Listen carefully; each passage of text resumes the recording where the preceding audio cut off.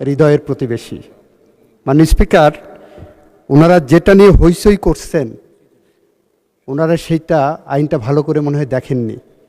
মানবাধিকার কমিশন আইন এবং গুম প্রতিরোধ আইন যেভাবে করা হয়েছে অর্ডিন্যান্সে, সেটা করলে গুমের শিকার সদস্যদের প্রতি অবিচার করা হবে। কারণ আমরা একই সাথে আইসিটি অ্যাক্ট 1973 সালে ক্রাইম এগেনস্ট হিউম্যানিটির মধ্যে গুমের সংজ্ঞা অন্তর্ভুক্ত করেছি। সেখানে বিচার হবে, তদন্ত হবে। একই সাথে এদিকে এটা করেছি, আবার গুম আইনে আমরা এটাকে ভিন্ন একটা তদন্তের কথা বলছি। ওখানে সর্বোচ্চ শাস্তি মৃত্যুদণ্ড কিংবা গুমের যারা অপরাধী, সর্বোচ্চ শাস্তি মৃত্যুদণ্ড কিংবা যাবজ্জীবন কারাদণ্ড।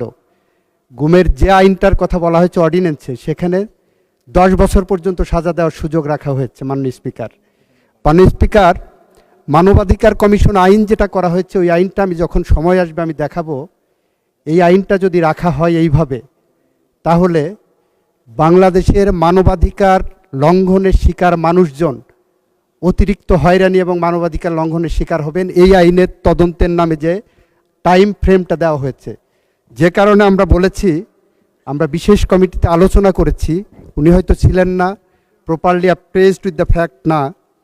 আমরা বলছি এই দুইটা আইনই আরও বেশি যুগোপযোগী, আরও বেশি জনকল্যাণমুখী, আরও বেশি ন্যায় বিচার নিশ্চিত করার জন্য আমরা এই সেশনের মাঝামাঝি বা পরবর্তীতে অংশীজনদের সাথে আলাপ আলোচনা করে পরবর্তীতে সুনির্দিষ্টভাবে বিল আনবো, যাতে করে অপরাধীরা কোনোভাবেই ছাড়া না পায়। কারণ ব্যারিস্টার আরমান আমার ভাই, আমার স্বজন, আমার সহকর্মী।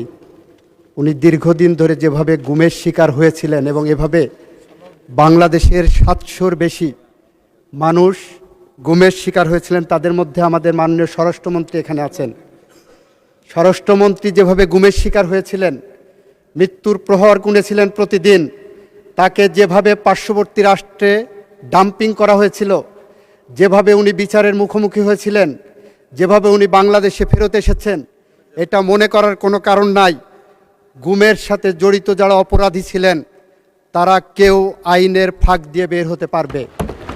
সে কারণেই আমরা বলেছি, গুমের আইনে যে সাজা প্রেসক্রাইব করছেন, গুমের আইনে যে তদন্তের পদ্ধতির কথা বলেছেন, আর আইসিটি অ্যাক্টে যে গুমের ক্রাইম এগেনস্ট হিউম্যানিটির কথা বলেছেন, দুইটার মধ্যে যাতে সাংঘর্ষিক কোনো অবস্থা বিরাজমান না থাকে, সে কারণে এই আইনগুলো আমাদের যাচাই বাছাই করা দরকার। গুম আইনে আবার মানবাধিকার কমিশন আইনের তদন্ত সংস্থাকে রেফার করা হয়েছে।